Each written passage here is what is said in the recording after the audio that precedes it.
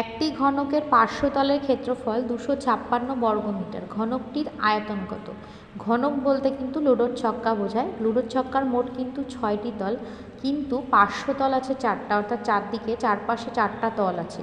হ্যাঁ, তো এই 4টা তলের ক্ষেত্রফল 256 বর্গমিটার। তাহলে প্রত্যেকটা তলের ক্ষেত্রফল কত হবে?